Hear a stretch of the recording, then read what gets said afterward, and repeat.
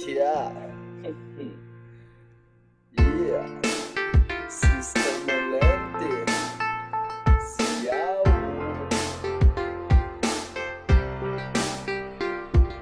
Lazaiko anao aloha nanisy nelanelana dia zana tsiaro foana ka ho resan-kafalinanao lavitra ny lalana resena ny alavirany tsanimbana fiarana miteraka Tsiahy miteraka Tsiaro tsy lany ny afaliana zay nataoko akiry ka amin'ny fitiavako ao apo tsy nalaina kery dia amin'ny feonatsika roa dia ho sitrana ny fery ivoaka ao an-trano tsy eo ilay ankizy tsy tsy zay ale andeha ho any sakaiza fa tsy eo enao tsy anila dia tsy haiko hoe tonga traiza dikanao sakaiza dia mifitiavantsika tezy dia mahaiza ianao misedra sao enao voageja dia tsy ho lasa tokapo voady efa vity fa saingo zao aloha misipotsika roa fefa voniny agatro dia agitady zay maso asadina fa nalavitra tsika tsy fanahy na lavitra sao tsy arahy na dia misy azany enany elatam foky sy fona manome fity famaly tsy ataotsika makivy anefizany lasa lavitra ianao tsy arahy natomany tsy eo anilakeo ianao fa hoe iantra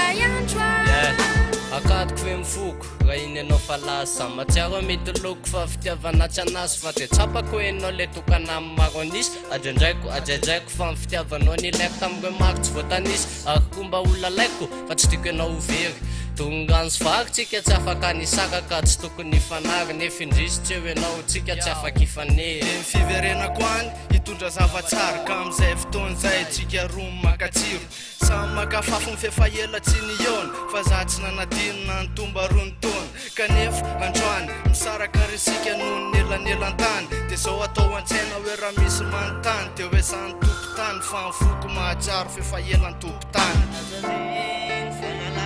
tsika tsy famaly lasa lavitra izao tsy arahy na dia misy azany elanelan-tany foko sy mifona manome fity famaly tsy ataotsika mpakivy anefizany lasa lavitra ianao tsy arahy natomany tsy ho anilakeo ianao fa mbola eo iandray androany